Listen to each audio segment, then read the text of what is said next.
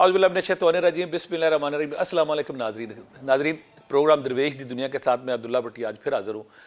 जिस दिन से हज़रत इंसान ने इस धरती पे कदम रखा है ना, तो दो ग्रुप उस दिन से बने हुए हैं। एक रूहानियत के एंटी, दूसरा रूहानियत का मानने वाला, यानी कि रूहानियत के मुनकरीन, रूहानियत के, तसव्वुफ़ के, सूफ़ी के, दरवेश के, कलंदर के, मजूब के, कशफ, इलाम, वजदान, ये सारी चीज़ें हैं ना।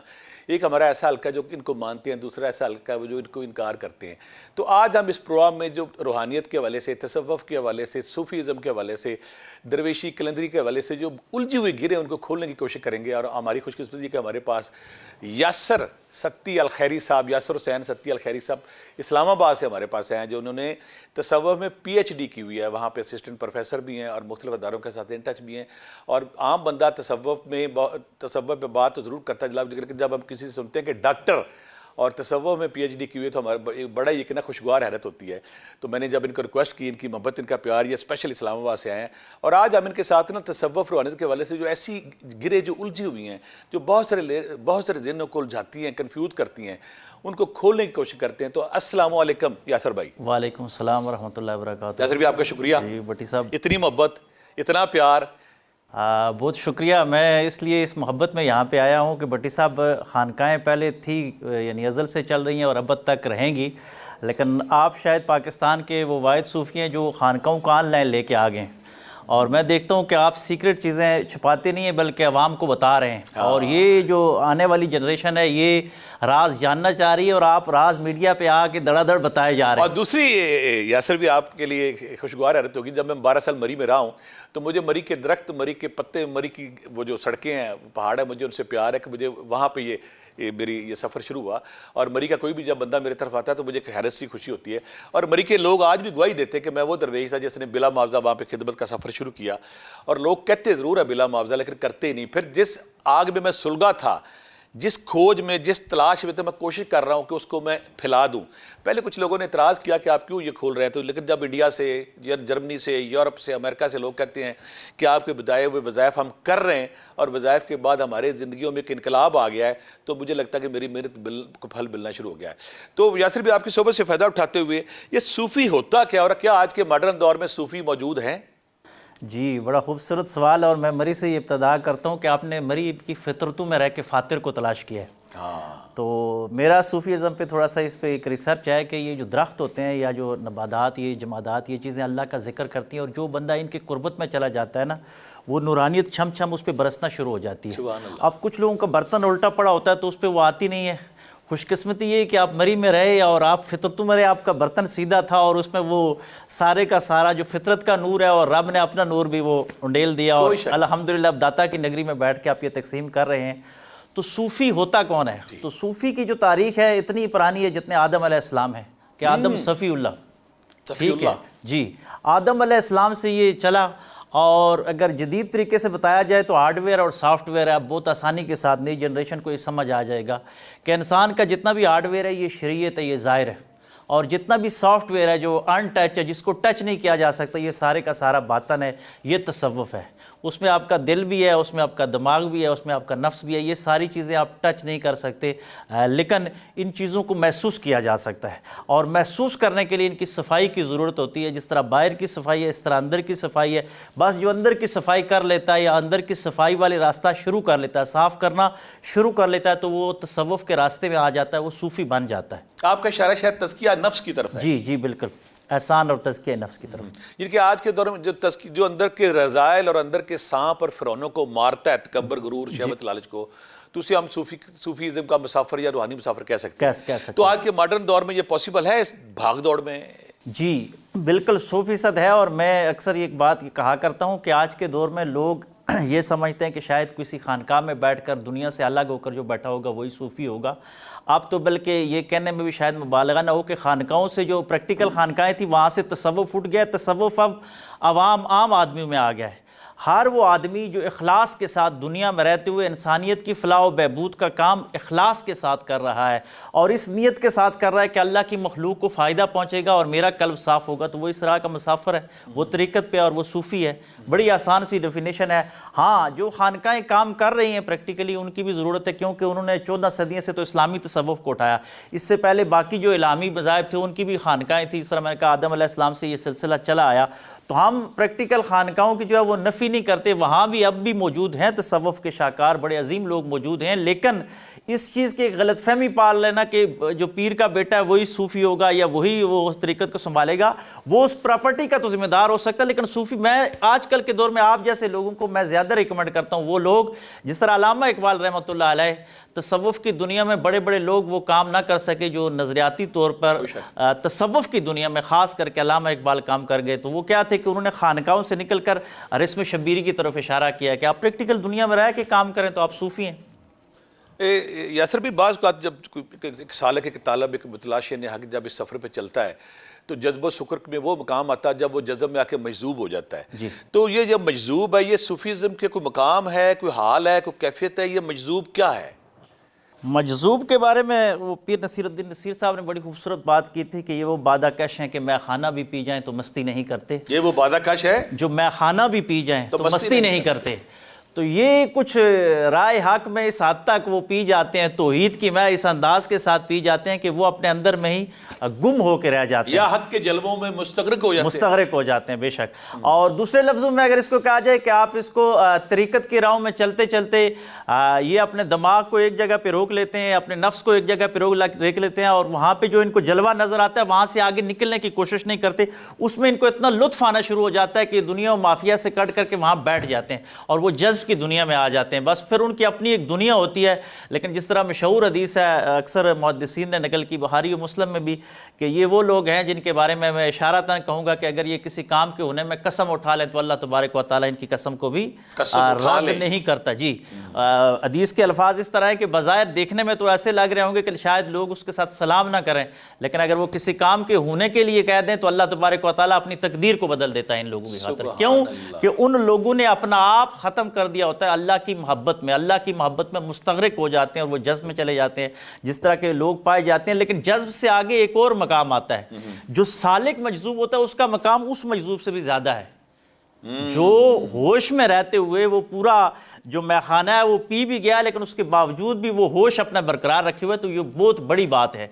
इसके हवाले से मकतूबात रब्बानी में मुजद्दद अल-फ़सानी रहमतुल्लाह अलैह ने बड़ी खूबसूरत बात की। आपने कहा कि वो मजजूबी बड़ी अहमियत का आमिल है और अल्लाह के नज़दीक बड़ा कुर्ब रखता है, जो एक जगह पे अल्लाह के जलवों में मुस्तगरिक हो गया है। लेकिन वो मजजूब इससे ज़्यादा बड़ी एक सीट रखता है तसव्वुफ़ में, रूहानियत में, कि जिसने वो जलवा तो हासिल कर लिया लेकिन उसके बाद होश भी बरकरार रखा। ये शायद जो वलायत नबूवत के हिस्से से आती है कि जिस तरह हुज़ूर अलैहिस्सलाम के बारे में अब्दुल कुद्दूस कंगोई रहमतुल्लाह अलैह ने कहा कि वो तो ऊपर चले गए मेराज पे, अगर मैं जाता तो मैं हक के जलवों से कभी वापस ना आता। तो जो तरीक़े मोहम्मदी है वहाँ जाके भी अल्लाह की मखलूक की फ़िक्र करना है। इसका मतलब है कि अगर मंसूर अल-हाज है या बायज़ीद बस्तामी थे या सरमद मजजूब थे, इन्होंने जो अना अल हक का नारा लगाया, ये जज्ब शुक्र की कोई मंजिल थी या क्या था? जी, बड़ी खूबसूरत बात कि बायज़ीद बस्तामी रहमतुल्लाह अलैह ने जब ये कहा कि मेरा मुल्क अल्लाह के मुल्क से बड़ा है, जिसके हवाले से बड़ी उस पर बातचीत भी हुई और मंसूर अल-हाज की जो बात की, तो इन लोगों ने सैर करते करते उस मकाम तक पहुंच गए जिनके बारे में हदीस में आता है कि मैं इनकी ज़बान बन जाता हूँ, मैं इनकी आँख बन जाता हूँ। वो खुद नहीं बोल रहे होते, उनके अंदर कोई और बोल रहा होता है। सुभान अल्लाह। तो वो अल्लाह की तरफ से अल्लाह के नुमाइंदे बनकर बात कर रहे होते हैं। उनका अपना मुल्क नहीं होता, वो अल्लाह के मुल्क की बात कर रहे होते हैं। वो हक उनके अंदर आ जाता है। लेकिन वहाँ पे आके कुछ लोग जो है उसकी डेफिनेशन में आके फिर गलती कर जाते हैं कि जी उन्होंने ये कहा। इसमें मौलाना रूमी रहमतुल्लाह अलैह के हवाले से खूबसूरत बात जो रूमी के हवाले से उन्होंने कही कि मौलाना रूमी रहमतुल्लाह अलैह से एक बंदे ने ये सवाल पूछा कि एक तरफ बायज़ीद बस्तामी रहमतुल्लाह अलैह का ये हाल है कि उनके सामने खकड़ी लाई गई, तो उन्होंने कहा कि इतना तो साबित है कि हुज़ूर अलैहिस्सलाम ने ये खाई है, लेकिन इतना मालूम नहीं कि काटी कैसे है। तो शरीयत की सख्त पाबंदी, तो मैं सुन्नत के खिलाफ उसको काटना नहीं चाहता, लिहाजा रख के छोड़ दिया। एक तरफ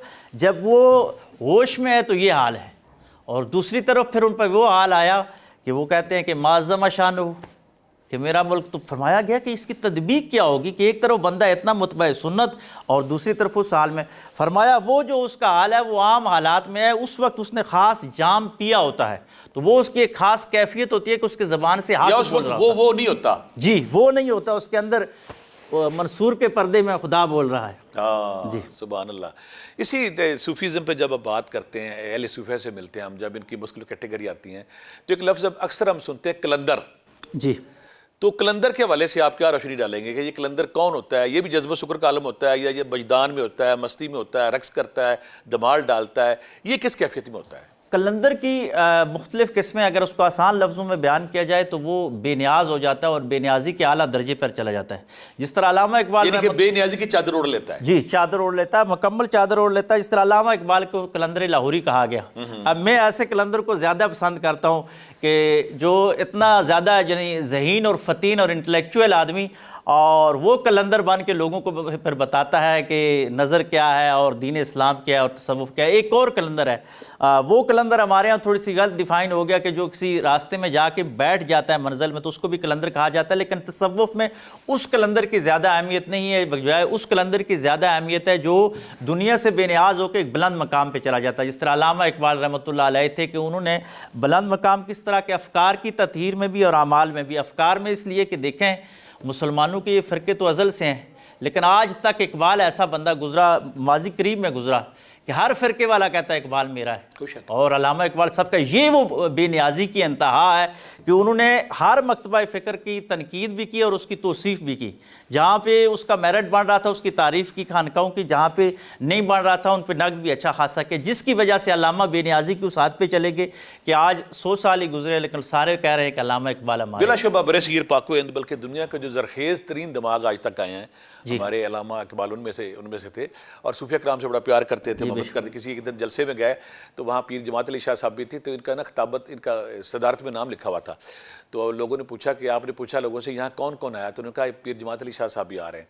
तो कहने लगे कि मेरा नाम फौरी उठा के उनका नाम लिखें और मैंने उनके जूतों में बैठना है। ये वो जिनके औलिया कराम की सोबत, मोहब्बत, प्यार उनका था, और यही मोहब्बत थी जो बरसगीर पाको हिंद के ज़रखेज़ तरीन दिमाग आपकी सोबत से फ़ायदा उठा। फिर होते कशफ इल्हाम वजदान, इस पे बहुत सारी तनकीद होती है, बहुत सारे एतराज़ात उठाए जाते हैं, तो आप इसमें हमारे देखने वालों के लिए आसानी हो जाए, कशफ क्या है, इल्हाम क्या है, वजदान क्या है, या ये वही से आगे के ज़ाहिर है वही तो पॉसिबल नहीं है, या ख्वाब क्या चीज़ है, थोड़ा सा अगर इस पर बोलते तो।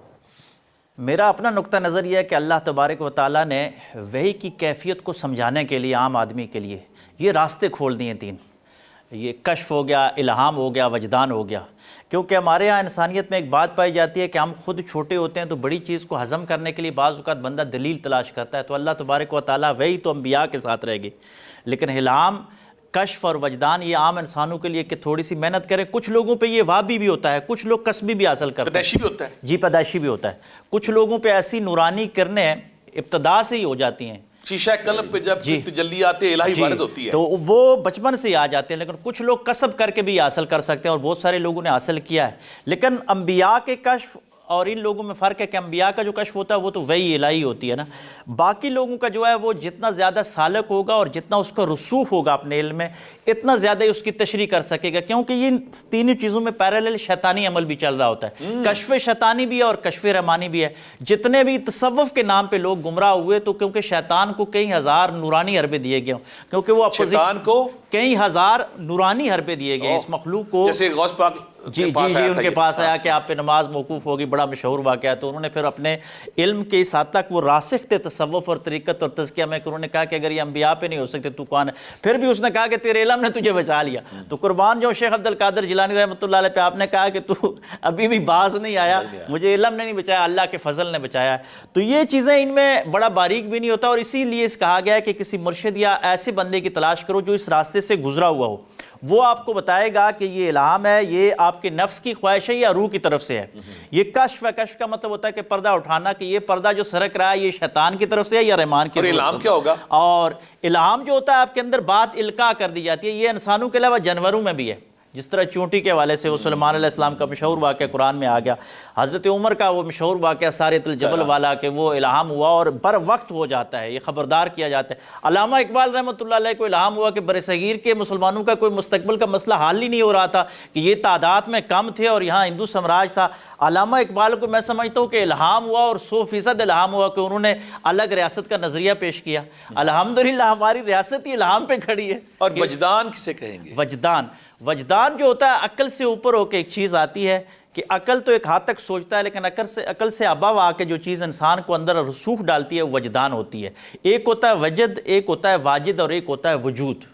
वजद ये होता है कि इंसान को जब वो हकीकत मालूम हो जाती है तो वो, कुछ लोग जो होते हैं आपने देखा होगा कि वजदानी कैफियत में आ जाते हैं, रक्स करना या दमाल डालना या पूरे ये सलासिल में लोग होते हैं, वो होते हैं वजद वाले। एक वो जो लोग होते हैं जो वाजिद होते हैं, उन पर हकीकत खुलती नहीं, लेकिन वो हकीकत वालों के पास बैठे होते हैं। जिस तरह हज़रत अबू बकर सदीक रज़ी अल्लाह ताला ने फरमाया कि अगर तुम्हें रोना ना आए तो रोने वालों की जैसी शक्ल बना लो। तो भट्टी साहब, अगर आप पे कल पे कोई चीज़ आ रही है तो मैं अगर आपके साथ बैठा हूँ तो ये वेव्स आना शुरू हो जाती हैं। जिस तरह एक कातिब वही थे, एक सहाबी रसूल, तो वो बाद में मुर्तद हो गए कि हुज़ूर अलैहिस्सलाम पे वही आ रही थी, तो वो कातिब थे, लेकिन साथ बैठने से असरात हुए कि एक लफ्ज़ उनकी ज़ुबान से निकल गया, तो उनको फिर शैतान ने वहाँ गुमराह कर दिया। उन्होंने कहा ये मुझ पे आई है, और इस बात पे वो दायरा इस्लाम से खारिज हो गए। तो मालूम ये हुआ कि यहाँ भी अपने आप को मार के बैठना, बाज़ लोग बड़े लोगों के साथ बैठ जाते हैं, कोई तिनका मिल जाता है, कोई सोबत से कुछ नूरानी कैफियत मिल जाती है, वो उसको अपना समझ लेते हैं। ये समझना अल्लाह का फजल होता है, जिसके पास बैठे हैं उसके पास बैठने से आपके ऊपर कैफियत तारी हो जाती है। बड़ी आसान मिसाल मैं आपको समझाता हूँ। ये पीएचडी के थीसिस में मैंने इसको अपना पूरा एक टॉपिक्स को मैंने रिसर्च करके बयान किया था। डॉक्टर तायरा बिशारत इधर पंजाब यूनिवर्सिटी की हैं, तो उन्होंने इस पर बड़ी हैरत का इज़हार किया था कि आप दरख्त के पास बैठ जाएँ, सूफ़ी को छोड़ें, दरख्त के पास जब आप बैठे होंगे, धूप में बैठे होंगे, तो आपकी कैफियत और है। सब्ज़ दरख्त के अंदर जब नीचे बैठेंगे तो आपकी कैफियत और हो जाएगी। वो कैफियत क्यों? कि हदीस के मुताबिक वो अल्लाह का जिक्र कर रहा है, उस पर नूरानियत आ रही है, वो दरख्त से आपके अंदर कन्वर्ट हो जाएगी। इसको मैं आसान लफ्ज़ों में अर्ज करूंगा कि अगर आप खुशबू की दुकान के अंदर से फिर के आ जाएं बाहर, तो आपके कपड़ों से खुशबू आनी शुरू हो जाती है। अगर आप किसी बदबूदार जगह के पास से गुजरे तो आपके अंदर से आनी शुरू होती है। यहाँ पे मैं एक और रिक्वेस्ट करूँगा कि इल्म गैब के वाले से बहुत मुतनाज़ात बातें होती हैं, हर दौर में इस पर बहस भी होती रही, तरकीब भी होती रही, क्रिटिसिज्म भी होता रहा कि इल्म गैब किसी इंसान को पॉसिबल नहीं है। तो क्या सूफी दरवेश जब तज़किया नफ्स करता है, अपना तज़किया नफ्स के बाद अपने जिस्म की बातनी सफाई का प्रोसेस करता है, तो कुछ पे कुछ अलका, कुछ इल्म गैब की छिटे पड़ती हैं उस पर? जी ज़रूर खुलती हैं। असल में इल्म गैब की तारीफ़ात में मसला जितना भी आज तक की उम्मत में मसला है कि गैब वो चीज़ें, देखें भट्टी साहब, एक चीज़ आप पे ज़ाहिर हो रही है तो आपके लिए तो गैब नहीं, वो मेरे लिए गायब है, क्योंकि आपको तो नजर आ रही है। अब जो पैगंबर होते हैं वो इस मकाम पे खड़े होते हैं कि उनको दोनों तरफ से नजर आ रहा होता है, वो बराह रास्त अल्लाह से ले रहे होते हैं और मखलूक को तकसीम कर रहे होते हैं। हो ही नहीं सकता कि लेने वाला देखे ना और तकसीम कर रहा हो, जिस तरह वही की हकीकत है, तो वो तो देख रहा होता है, हमारे लिए गैब है ना, उनके लिए तो गैब नहीं। फिर यहाँ पे आके सहाबा इकराम, औलिया इकराम, जो आदमी जितना भी वाहबी या कसबी जिस मकाम तक पहुँचता है उसके लिए तो वो हाजिर हो जाता है, उसके लिए गैब रहता ही नहीं। गैब तो उस कम अक्ल आदमी के लिए होता है जिसको नजर नहीं आ रहा, वो कह रहा होता है। लेकिन अल्लाह की तकसीम पे इंसान को इतराज़ नहीं करना चाहिए।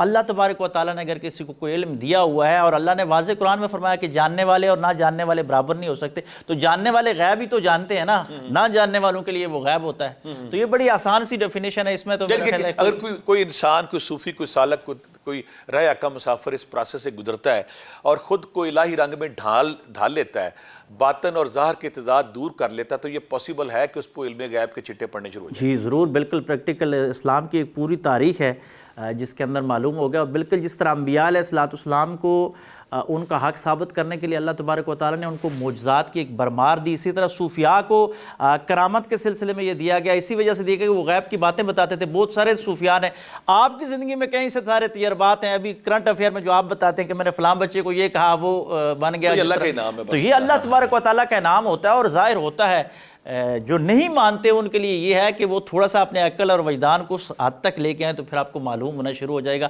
अब तो साइंसी दौर है, अब तो AI वगैरह लोगों के हालात बता रही है, माजी देख के वो मुस्तकबिल के हालात बता रहे हैं। तो अल्लाह वाले तो कश्फ और नूर से बात है। रूहानियत पे जब भी हम बात करते हैं, तसव्वुफ पे, रूहानियत पे, ये सालक के तौर पे या एक मुतलाशे ने जो हक है उस पर बात हम बहुत सारे करते हैं लताइफ की, कि हमारी जिस्म के अंदर, बातनी जिस्म के अंदर कुछ ऐसे रूहानी यूनिट्स हैं जिनको लताइफ सत्ता कहते हैं।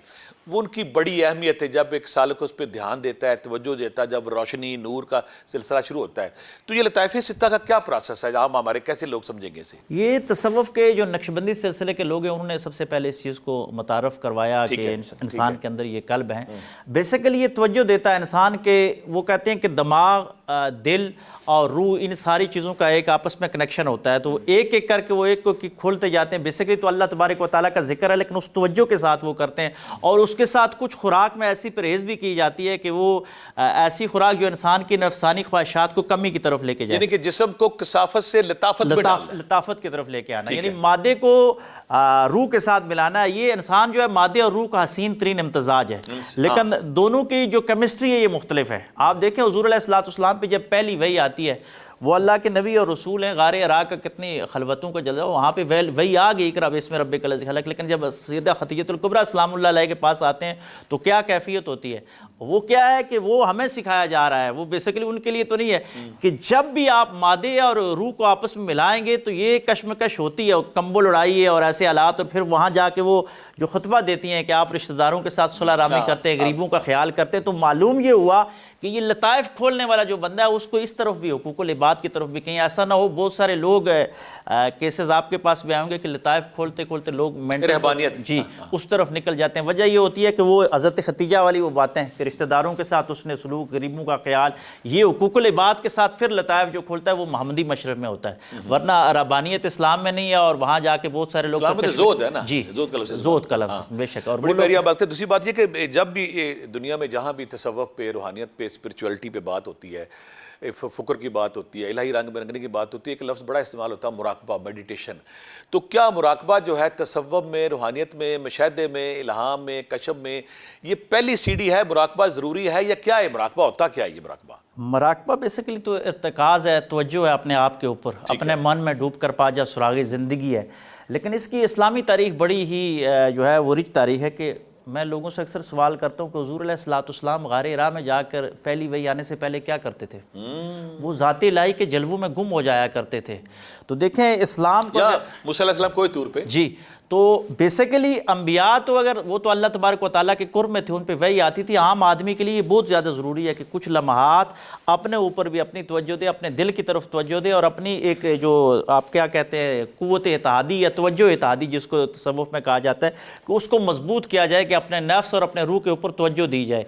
तो ये मराकबे की सीढ़ियाँ होती है, फिर चलता चलता बंदा चलता जाता है तो उसके ऊपर खुलना शुरू हो जाता है। देखिए रूहानियत में, तसव्वुफ में, स्पिरिचुअलिटी में मुराकबा बुनियादी रोल अदा करता है, बुनियादी रोल अदा करता है, बेशक इसमें कोई शक नहीं। इसको किसी उस्ताद की ज़ेरे निगरानी करना चाहिए? जी ज़रूर, क्योंकि फिर यहाँ पे कश्फ शैतानी और कश्फ रहमानी का मसला आ जाता है कि जब आप मुराकबे में कामयाब होना शुरू हो जाते हैं तो अगर आपको कुछ चीज़ नज़र आती है तो इस तरह शैतान के पास कई नूरानी हरबे भी हैं, वो उस सूरत में आना शुरू हो जाए तो फिर आपको किसी बारसूख सूफ़ी की ज़रूरत होती है जो शरीयत का इल्म भी जानता हो और तरीक़त का इल्म भी जानता हो, वो आपका बताए कि ये कश्फ जो है ये शैतानी है या रहमानी है। फिर इसमें एक और बारीक नुक्ता जो नफ्स का आना शुरू हो जाता है कि जब लोगों को रोशनी आना शुरू हो जाती है तो शैतान बहुत सारे लोगों के मसाइल हल करना शुरू हो जाता है और वो वहाँ पे आके रुक जाते हैं, क्योंकि अमाल का दारो मदार नीयत के ऊपर है। अगर कोई मराकबा अल्लाह की रज़ा के लिए करता है, अल्लाह के कुर्ब के लिए करता है तो वो तो बहुत अच्छी चीज़ है, लेकिन मराकबा अगर कोई गैर मराई ताकतें हासिल करने के लिए करता है और उसके हवाले से अल्लाह की मखलूक पर रोब डालने के लिए करता है तो फिर वो मराकबा जो है वो इंसान के लिए सवाब के बजाय अजाब बनता हुआ नजर। यहाँ मैं अपने नाज़रीन को अपना एक ज़ाती एक्सपीरियंस शो करूँ कि जब मैंने मुराकबा किया तो मुझे ना उससे पहले कन्फ्यूजन जोन था कि हमारा मुआशरा जो तकसीम है शिया सुन्नी देवबंद अहले हदीस में, तो मुझे ये कन्फ्यूजन जोन था, हर बंदे को आप सबको होता होगा कि इनमें से सच्चा कौन है, सिराते मुस्तकीम पे कौन है। तो मैंने मुराकबा शुरू कर दिया। मुझे ये था कि जब मेरा मुराकबा ऑन होगा, जब मेरी रोशनी मुझे तक पहुँचूंगा तो मुझे वहाँ क्लियर हो जाएगा कि कौन सच्चा है कौन झूठा है। तो यासर भाई वाली बात ठीक है, मुराकबा ऑन होने के बाद भी कन्फ्यूजन जोन वैसे ही था। वह शैतान वहाँ पे नए नए हरबों के साथ, नई नई चलाकियों के साथ, नए नए ढोंगों के साथ वहाँ पे आ गया था। तो उसका मुराकबे के बाद अगर आपका मुराकबा ऑन हो जाता है तो फिर भी आपको कामिल मुर्शिद उस्ताद की ज़रूरत होती है जो आप वहाँ पे इबहाम से, उलझन से, कन्फ्यूजन से बचाता है और बताता है कि रहमानी जलवे कौन से हैं, शैतानी जलवे कौन से हैं। अब वक्फे से पहले मैं आखिरी सवाल आपसे करूँगा कि जो बहुत सारे लोग कहते हैं कि जो जिस्म हमारा इसके अंदर बातन में एक नूर का समंदर है, जैसे मौला कायनात हज़रत अली रज़ी अल्लाह ने फरमाया था कि तू अपने आप को कायनात का छोटा सा ज़रा समझता है, खुदा ने तेरे अंदर एक जहान आबाद किया हुआ है। वो जो नूर का समंदर है हमारे अंदर वो क्या है? वो नफ़ख्त रूह है, अल्लाह तबारक व तआला की फूंक है। अल्लाह ने कहा ना कि मैंने रूह फूंका है, तो हम अल्लाह की फूंक है, इस मिट्टी के कालब के अंदर अल्लाह की फूंक है, तो अल्लाह से बढ़ के किस चीज़ का नूर है। हाँ, इस नूर को एक्टिवेट करने के लिए इसने आपने बताया कि कुछ लोग इसको एक्टिवेट अच्छे तरीके के साथ करते हैं और कुछ इस नूर का गलत इस्तेमाल करते हैं, क्योंकि शैतान तो बैक वक्त मौजूद है, वो अल्लाह तबारक व तआला की तरफ से उसको ये छूट दी गई है क्या वो, लेकिन फिर भी कहा गया कि जो मेरे बंदे होंगे उनको गुमराह नहीं करेगा। तो जो लोग इस अल्लाह की फूंक की हिफाजत करते हैं, अल्लाह के नूर के साथ उसको मज़य्यन करते हैं, तो उनका कल्ब व बातन हो जाता है रोशन, और जो दूसरी तरफ निकल जाते हैं वो फिर कुछ ताकतें तो ज़रूर हासिल कर लेते हैं तसव्वुफ़ के नाम पर। और याद रखिएगा, तसव्वुफ़ के हवाले से हमारे पड़ोस हिंदुस्तान में हिंदी तसव्वुफ़ पे बड़ा काम हुआ है, लेकिन हम तो अल्हम्दुलिल्लाह जो इस्लामी तसव्वुफ़ है, तौहीद और रसालत से हमकनार है, तो उनके पास भी ताकतें तो बहुत ज़्यादा हैं। बनारस यूनिवर्सिटी है पूरी, जहाँ पे ये इस्तदराज के उलूम सिखाए जाते हैं, और बड़े बड़े लोग मुसलमान वहाँ जाके गुमराह होने से बचते हैं कि वो अव्वल से लेकर आखिर तक सारी बातें बता देते हैं, लेकिन वो इस्लामी तसव्वुफ़ वाले नहीं, वो अल्लाह का कुर्ब हासिल नहीं कर सकती, क्योंकि वो उन्होंने सफाई तो की है, लेकिन सफाई जो है वो शैतान यूज़ कर गया, वो सफाई रहमान की तरफ नहीं गई। ख़वातीन हज़रात, तसव्वुफ़ के हवाले से जो बिर बसीरत की गिरें हम खोलने की कोशिश कर रहे हैं, ये अमल जारी और सारी है। यहाँ पे वक्त हुआ ब्रेक का, ब्रेक के बाद फिर मिलते हैं। वेलकम बैक नादरीन, तसव्वुफ़ के हवाले से, रूहानियत के हवाले से, कश्फ़ आम के हवाले से जो उलझी हुई गिरें थी, उनको चाहे बसीरत की कह लें, रूहानियत की कह लें, तसव्वुफ़ की कह लें। डॉक्टर हमारे पास यासर जो सत्ती अल खैरी साहब इतनी दूर से हमारे पास तशरीफ़ लाए हैं, वो इस पर रोशनी डाल रहे हैं, और यकीनन आपकी मन की प्यास जो है, कन्फ्यूजन जोन ख़त्म होता होगा। आप बात कर रहे थे बनारस यूनिवर्सिटी की, तो क्या मुसलमान जो और नॉन मुस्लिम जो सारे लोग वहाँ पे, वो किस तलाश में जाते हैं? वो जो खोज है, तलाश है, वो किस लिए वहाँ दाखिला लेते हैं? असल में इंसान के अंदर तो एक तलब तो शुरू से है ना कि मैं कौन हूँ, कहाँ से आया हूँ। हमारी शरीयत की जितनी भी तालीम है, मैं समझता है वो हार्डवेयर की तालीम है, वो ज़ाहिर की तालीम है, बातन की तालीम तो नहीं। और मुस्लिम तारीख़ का एक तसलसल रहा कि खानकाएँ तो हर दौर में रही, लेकिन अवामी सतह पे इदारे नहीं बनाए गए। तसव्वुफ़ के हवाले से या इस प्रैक्टिस के हवाले से कोई इदारे किए जाते जहाँ पे ऐसे लोग प्रैक्टिस करते, माहिरीन की जो ज़ेर निगरानी, और उससे जो रिज़ल्ट आते उसको साइंटिफिक बुनियादों पे दिखाते, क्योंकि मीरास तो ये हमारी है। अब जदीद साइंस के साथ उसको मिलाने की बहुत ज़्यादा ज़रूरत है। बनारस यूनिवर्सिटी में भी वो जाते हैं, कुछ अरसे तक तो उन्होंने मुसलमानों पे बाकायदा पाबंदी लगाई हुई थी कि मुसलमान वहाँ पे, यानी ला इलाहा इल्लल्लाह मुहम्मद रसूलुल्लाह पढ़ने वाला बनारस की उस यूनिवर्सिटी में दाखिला नहीं ले सकता था। तो मैंने कुछ खंगाला, तो एक दो उनके प्रोफेसरों से ये बात मालूम हुई कि इस तौहीद के इतने असरात हैं, जो हम अल्लाह को एक मानते हैं और मोहम्मद अलैहिस्सलाम, वो कहते हैं जब ये आते हैं तो हमारे अमाल रुक जाते हैं। यानी इस पे बिलीव करने वाला अगर कोई आदमी चला जाता है तो वो उनके मामलात सारे रुक जाते हैं, सिर्फ ला इलाहा इल्लल्लाह मुहम्मद रसूलुल्लाह की इतनी बरकत है। तो अगर मुसलमान, मैं सोच रहा हूँ कि इस हवाले से अपने तसव्वुफ़ की यूनिवर्सिटियाँ बनाते हैं, हम अपने सूफीज़म के हवाले से इस उलूम को प्रैक्टिकली जो है बाकायदा डेटा बेस पे लेके आते हैं और बाकायदा लोगों के तजर्बे बताते हैं, और फिर जाके इसके रिजल्ट्स बताते हैं, और उसको कुरान और सुन्नत के हवाले से मिलाते हुए नई नस्ल को देते, तो मेरे ख्याल में ज़्यादा बेहतर था। लेकिन बदकिस्मती ये हुई कि पूरी मुस्लिम दुनिया, हमारी हुकूमतें भी कहीं ना कहीं फ़िरक़ावारियत की नज़र में चली गई। तसव्वुफ़ इस्लाम की वो रवायत है जिस पर बहुत ज़्यादा तनकीद तो हुई, लेकिन पॉजिटिविटी के लिए किसी रियासत ने इसका साथ नहीं दिया उस अंदाजे के साथ। सही कह रहे हैं। और जहाँ पे मैं आपकी सोबत से फ़ायदा उठाऊंगा कि मुस्लिम तसव्वुफ़ और नॉन मुस्लिम, या मुस्लिम रूहानियत और नॉन मुस्लिम रूहानियत है, इसको हम डिफ्रेंशिएट कैसे करेंगे ताकि हमारे देखने वालों का कन्फ्यूजन जोन ख़त्म हो? क्या फ़र्क है दोनों में? जी, बड़ी करीब की मिसाल है, बड़ी वाज़े कि ये जो सिख मत का बानी थे बाबा गुरु नानक, तौहीद परस्त थे और हक़ के मुतलाशी थे, लेकिन वो मुस्लिम तसव्वुफ़ की तरफ नहीं आए तो थे, बाबा फरीद से भी कुछ ना कुछ भी गए जी, बाबा फरीद के पास, लेकिन जो बारगाह रसालत से फैज़ हासिल नहीं कर गौस पाक के पास भी गए जी। ला इलाहा इल्लल्लाह तो पढ़ा, लेकिन मोहम्मद रसूलुल्लाह की तरफ दो बातें इकरार करते हैं अपनी, उनका जो ग्रंथ साहब 10वां गुरु है उनका, जब हम पढ़ते हैं बार बार कहते हैं अल्लाह के नबी करीम सल्लल्लाहु अलैहि वसल्लम सच्चे नबी हैं, जिब्राइल मैकाइल सच्चे फरिश्ते हैं। लेकिन ये इस पे थोड़ी सी है, मैं एक ये भी है, आप ज़्यादा मौके का आदमी है कि शायद बाबा गुरु नानक खुद मुसलमान थे, उनके मानने वालों से गलती होगी, वो उस तरफ नहीं जा सके। लेकिन अगर हम मानने वालों का ही तजर्बा ले लें तो हक़ के तो मुतलाशी हैं, आज तक भी वो अपनी जो है वो देवियों को नहीं मानते, पत्थरों को नहीं पूजते, तौहीद वाले हैं बिल्कुल। यानी वो कब्र के हवाले से भी बड़े पक्के हैं, उस तरह को ऐसी शिरकिया माल भी नहीं, लेकिन वो अल्लाह तक पहुँचने का वो रास्ता नहीं पहुँचा सका जो तौहीद और रसालत से गुजरता है। तो मुस्लिम तसव्वुफ़ और गैर मुस्लिम तसव्वुफ़ में वाहिद यही एक जो बुनियादी फ़र्क है तौहीद और रसालत का है कि हम जो हैं तौहीद और रसालत वाले हैं, जो इसको मान के प्रैक्टिस करता है। लेकिन अल्लाह कहता है लैसल इंसान इल्ला मा सा, इंसान जिस चीज़ की कोशिश करता है उसको मिलता है। यहाँ मुसलमान का लफ्ज़ नहीं कहा गया। अगर गैर मुस्लिम भी कोशिश करता है तो उसको कुछ ना कुछ फ़वाइद ज़रूर मिलते हैं। आज भी आप देख लें दुनिया में जो लोग भी मुतसव्विफ़ीन हैं गैर मुस्लिम भी, वो तशद्दुद पसंद नहीं होंगे, वो इंसानियत को कहीं ना कहीं फ़ायदा दे रहे होंगे। यानी हिंदुज़म में भी देखें जो मार कुटाई से बचने वाले लोग हैं वो उनकी खानकाहों में भी बैठे हुए ऐसे लोग हैं, वरना जो इंसानियत से प्यार जी करते हैं, इंसानियत जो इंसान से प्यार। इंसानियत से खान के काम के वहां पे किरदार साजी होती थी, जी, इंसान बनते थे, जी, इंसान ओरिजिनल इंसान, जो जी, साले इंसान है, बेशक, मज़हब की लॉजिक है अल्लाह की तरफ से, एक साले इंसान के बाद साले मुआशरा, साले मुआशरे के बाद साले मुल्क। मज़हब का यही मकसद है। तो तसव्वुफ प्रैक्टिकली उसको साबित करते हैं। या मैं ये फिर आपसे पूछूंगा कि जो सूफी है ये पैदाइशी होता है या बाद में प्रोसेस से गुजरने के बाद बनता है सूफी? पैदाइशी भी बहुत ज़्यादा होते हैं जी, अल्लाह तबारक व तआला का जिन पे करम हो जाता है, इब्तदा में ही वालदैन साले हों या अल्लाह का कोई ख़ास फजल हो। बाज़ तो ऐसे सूफिया भी गुजरे कि माँ के पेट के ऊपर किसी कामल वली की निगाह उस वक्त पड़ गई सोबत में, तो वो वहाँ तक पहुँच गए। सुल्तान बहू रहमतुल्लाह अलैह, शेख अब्दुल कादिर जिलानी रहमतुल्लाह अलैह के अपने वालदैन जो थे वो बाबा फरीद हो गए। लेकिन कसबी भी है, अल्लाह तबारक व तआला ने नबूवत के दरवाजे बंद कर दिए हैं, वलायत के दरवाजे क़यामत तक खुले हुए हैं। इंसान को जिस वक्त भी ख्याल आ जाए कि मैं अल्लाह के कुर्ब में जाना चाहता हूँ, तो अल्लाह ख़ुद कुरान में कहता है कि मैं वली हूँ मोमिनों का।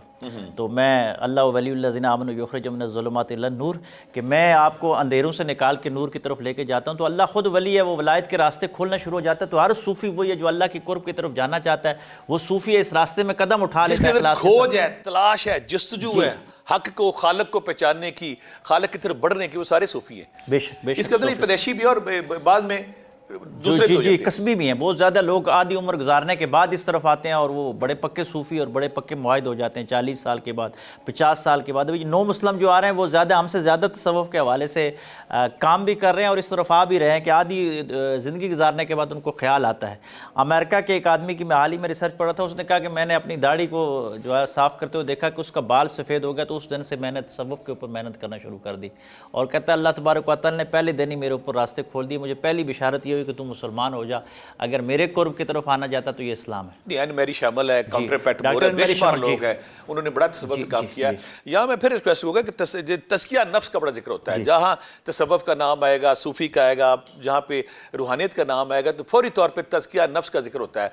और तज़किया नफ्स में जो मुर्शद अपने मरीद को खानकाहों में एक प्रोसेस से गुजारते थे, कम खाना, कम सोना, कम बोलना, और खुराक के हवाले से, तन्हाई के हवाले से, खलवत गज़ीनी के हवाले से, गोशा नशीनी के हवाले से। मुझे वो कॉल जब पहली दफ़ा मैंने सुना था ना शेख अलैहिस्सलाम इमाम गज़ाली रहमतुल्लाह अलैह कि जब किसी इंसान पे रब की पहली तजल्ली वारद होती है तो वो तनाई ढूंढता है, खलवत गज़ीनी की तरफ जाता है। गोशा नशीनी के समरात उन्होंने बताया कि यहाँ से अंदर से नूर का समंदर पे फूटता है। तो ये तज़किया नफ्स का बहुत जिक्र होता है, ये है क्या और क्यों ज़रूरी है?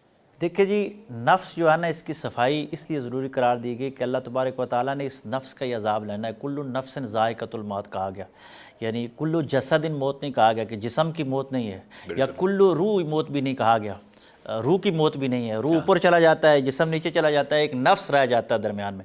और कुछ मुहक्किकीन ने तो इससे तफसीर ये भी निकाली है कि सज़ा और जज़ा का जो अमल है ये भी इस नफ्स ने ही बर्दाश्त करना है। अब नफ्स जितना ज़्यादा पाक होगा तो इतना ज़्यादा ये संवरा हुआ होगा, अल्लाह तबारक व तआला के कुर्ब में चला जाएगा। इस नफ्स का कुरान में कहा, जहाँ भी जिक्र किया रूह के साथ नहीं अलग आया कि या अय्युहा तो नफ्सुल मुतमइन्ना, जो मुतमइन नफ्स इरजी इला रब्बिका रादिया तम मर्दिया फदखुली फी इबादी वदखुली जन्नती, वहाँ भी नफ्स का जिक्र आया। अब रूह अलग चीज़ है और नफ्स अलग चीज़ है। इनके दरमियान एक और चीज़ है जिसको इकबाल ने बड़ा खूबसूरत बयान किया, वो खुदी है। नफ्स के हवाले से हमारे जो सूफिया ने मुस्लिम खानकाहों में एक थोड़ी सी शिद्दत पसंदी होगी कि हमने नफ्स कशी में इंसान की खुदी भी मार दी। इकबाल ने फिर आके बड़े बारीक नुक्ते की तरफ आपने इशारा किया, बड़े बारीक नुक्ते। इकबाल ने आके फिर इसकी तशरीह की, एक खानकाई जो ताबीर की सोच की गलती थी उसको इकबाल ने आके ठीक किया। इकबाल ने कहा कि यार खुदी है, तू अल्लाह का नायब है। बंदा किसी पीर का खलीफा हो जाए तो वो कहता है मैं फ़लाँ पीर का खलीफा हूँ, हम में से हर इंसान अल्लाह का खलीफा है। तो अल्लाह का खलीफा होना बहुत बड़ी चीज़ है। अब इस खुदी को संवारना है। बेसिकली नफ्स को मारने से मुराद ये नहीं है कि नफ्स को ख़त्म किया जाए, बल्कि नफ्स को संवारा जाए।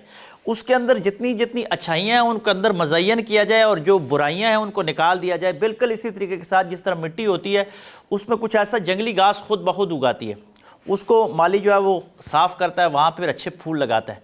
हमारे अंदर भी रूमी ने बड़ी खूबसूरत बात की कि इंसान मिट्टी से बना है और जो नफ्स है ये रूह और जिस्म का एक इम्तज़ाज जाके बनता है। इसके अंदर जो है ये नेगेटिव चीज़ें खुद ब खुद उगना शुरू हो जाती हैं। शहवत की जो तालीम है किसी को दी नहीं जाती, ये इस मिट्टी की खासियत है, इसके अंदर खुद आ जाती है। लेकिन अच्छे खसाइल, अच्छा इस मिट्टी से फैल करने के लिए बड़ी मेहनत करनी पड़ती है। तो रूमी कहते हैं कि इस मिट्टी के अंदर भी अल्लाह की मार्फत का बीज लगाने के लिए बड़ी मेहनत करनी पड़ती है। बाकी चीज़ों के लिए मेहनत नहीं, हमने बस वो अंदर से जो जड़ी बूटियाँ उगाती हैं ना, बनी बनाई मिट्टी तो है, लेकिन उनको साफ़ करना है और अल्लाह का नूर इस बर्तन के अंदर डालना है। बस ये तज़किया नफ्स है, बड़ी आसान सी चीज़ है। हर वो चीज़ जो अल्लाह और उसके रसूल से दूर कर रही हो हमें उससे बचना चाहिए, और हर वो चीज़ जो करीब कर रही हो हमें उसकी तरफ जाना चाहिए। सिंपल बात। जब भी हम तसव्वुफ की पुरखार वादी में, कहता हूँ बाज़ का गुलशन तसव्वुफ में या बज़्म तसव्वुफ में या गुलशन तसव्वुफ की पुरखार वादी में जब कोई सालक दाखिल होता है तो अक्ल और इश्क की बड़ी तकरार होती है जी। अक्ल और इश्क का बड़ा तज़किरा होता है, बड़ी तकरार होती है। तो इसको हम हमारे देखने वाले आम कैसे समझेंगे, अक्ल क्या चीज़ है और इश्क क्या चीज़ है? जी, बड़ी खूबसूरत बात है। देखें, अक्ल जो है ना वो महसूसात की दुनिया तक जाता है, जो हवासे खमसा का ही वो दायरा कर सकते, उससे आगे नहीं जा सकता। लेकिन इश्क जो है ना इस दुनिया से बाहर होकर सोचता है, पहली जस्ट ही आगे निकल जाती है। जी, वो उससे बाहर निकल। अगर अक्ल होता ना तो इब्राहिम अलैहिस्सलाम के हवाले से इकबाल ने खूबसूरत बात की है कि जो अक्ल था वो अभी उंगली डाल के खड़ा ही था, लेकिन जो इश्क था वो आग में कूद पड़ा था। वहाँ पे महसूसात की दुनिया से बाहर जो अल्लाह की मोहब्बत में मुस्तग़रिक़ हो जाते हैं ना, वो हवासे खमसा से अलावा एक छठी हिस्स होती है जो रूहानी हिस्स भी जिसको कहा जाता है, उनकी वो बेदार हो जाती है, वो उनको बताती है। वो फिर गाजी अलमदीन शहीद को बताती है कि तू टकरा जा, जो होगा देखा जाएगा। वो 313 बदर में उतरते हैं तो उनको कहा जाता है कि मालो मता की तरफ ना देखो आप 313, वो फिर 72 भी आते हैं। और मैं इमाम आली मकाम को दाता साहब ने कशफुल माजूब में खूबसूरत बात की कि अगर सूफिया का इमाम किसी ने तलाश करना है तो इमाम आली मकाम इमाम हुसैन रज़ी अल्लाह तआला अन्हु है। तो इश्क की बाजी ये थी। अक्ल तो यही कह रहा था कि यार हुकूमत है, इतने लोग हैं, लेकिन इश्क कह रहा था यार 72 हो, 6 माह का अली असगर है।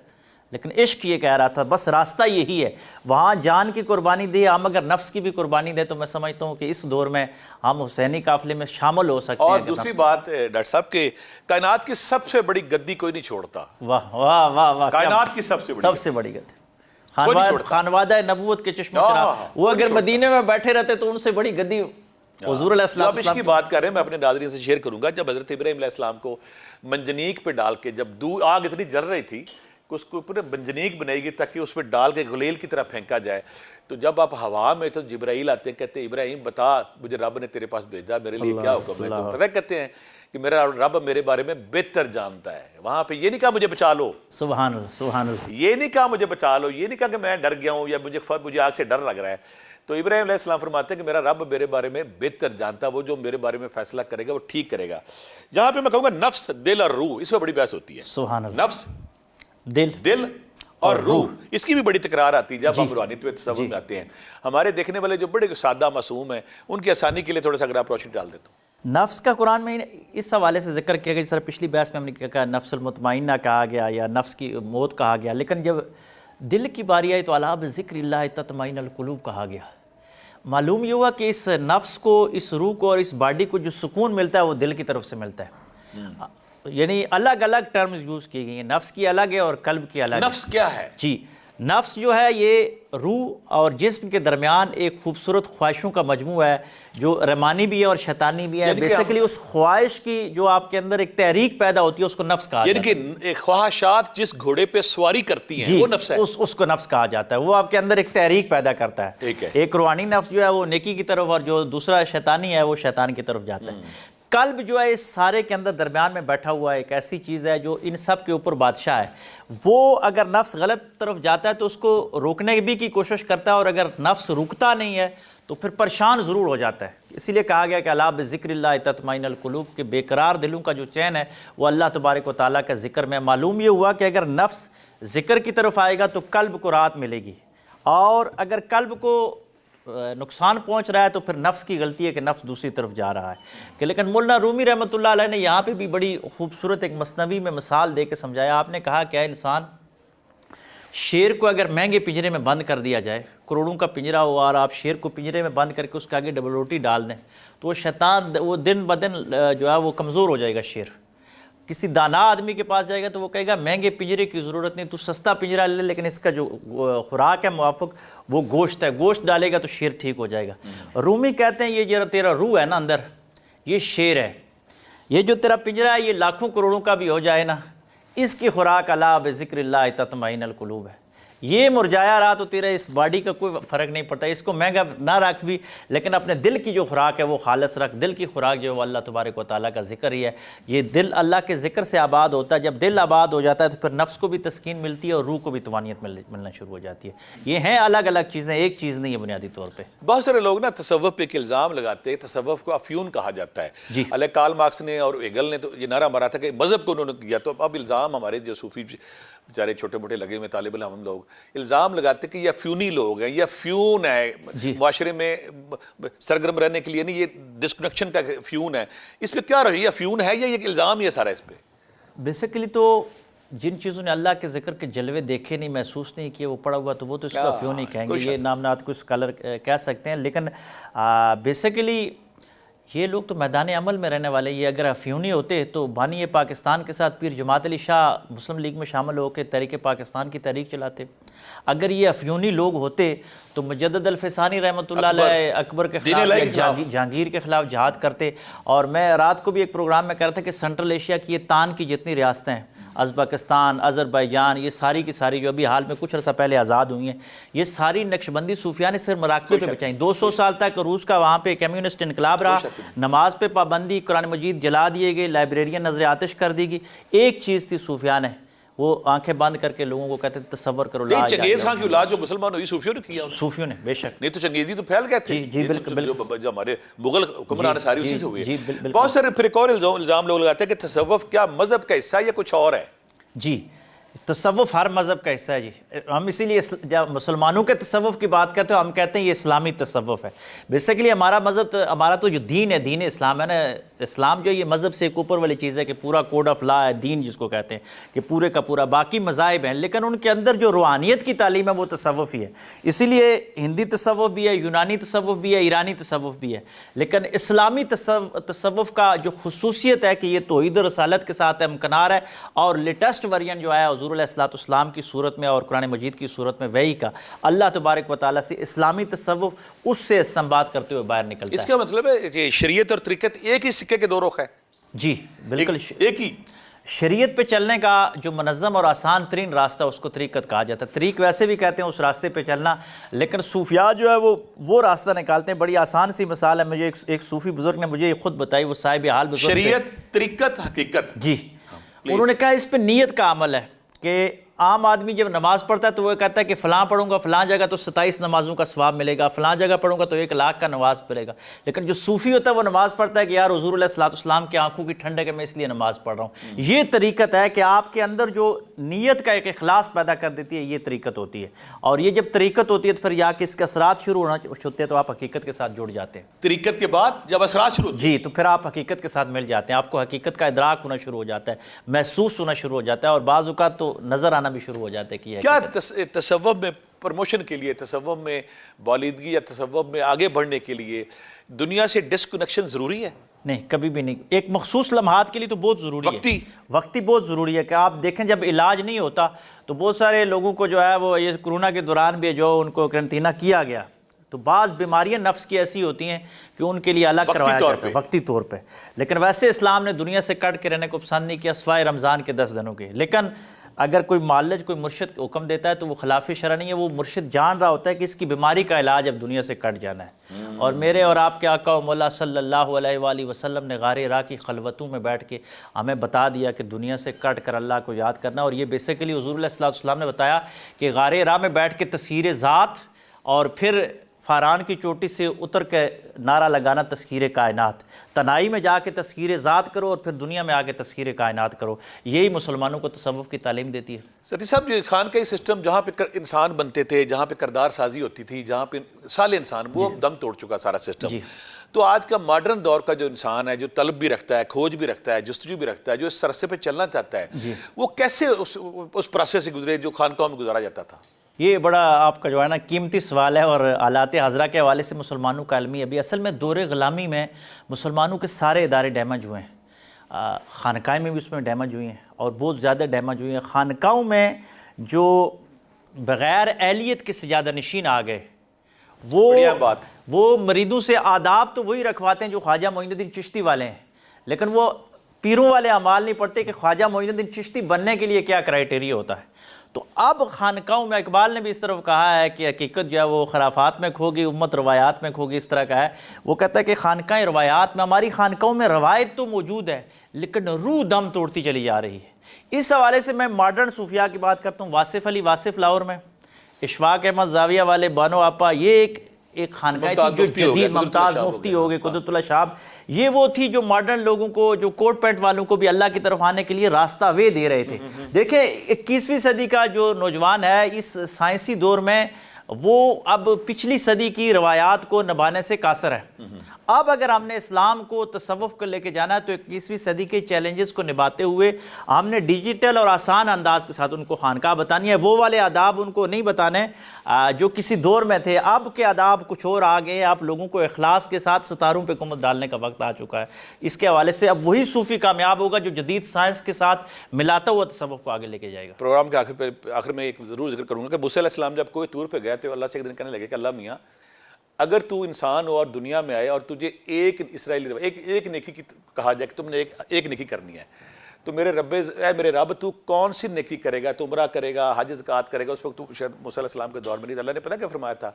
अगर मैं दुनिया में आऊँ और मुझे चॉइस मिले, मुझे मौका मिले कि सिर्फ एक नेकी करनी है, तो मैं किसी भूखे को खाना खिलाऊंगा। वहाँ पे भूखा ये नहीं था कि जानवर हो, इंसान हो, वो दरख्त भी हो सकता है, वो जानवर भी हो सकता है, वो पालतू जानवर भी हो सकता है। इंसान दोस्ती कितनी अहम है। दूसरी बात ये कि मैं अक्सर कहता होता हूँ कि अगर जब कोई इंसान किसी दूसरे इंसान का दुख मिटाने के लिए चलता है, उठता है, कोशिश करता है, रब्बे ज़ुल जलाल फरमाते हैं मैं उसके बिगड़े काम सवारना शुरू कर देता हूँ। अगर हम चाहते हैं कि हमारी ज़िंदगियों में आसानियाँ आ जाए, हमारी ज़िंदगी कामयाब हो जाए, हमारे मसाइल ख़त्म हो जाएँ, हमारी बीमारियाँ ख़त्म हो जाए, हमारी परेशानियाँ ख़त्म हो जाए, हमारे रिज़्क़ के वसाइल खुल जाएँ, हमारे घरों से बेबरकती उठ जाए, तो उसका सिंपल सादा फार्मूला है, हम अपने दाएँ बाएँ उन लोगों को जिन लोगों की हम आसानी ला सकते हैं, मदद कर सकते हैं, सहूलत ला सकते हैं, खुशी ला सकते हैं। जब हम किसी इंसान की लाइफ में खुशी लाने की कोशिश करेंगे तो रब्बे ज़ुल जलाल हमारी ज़िंदगी में खुशी लाने की कोशिश करेगा।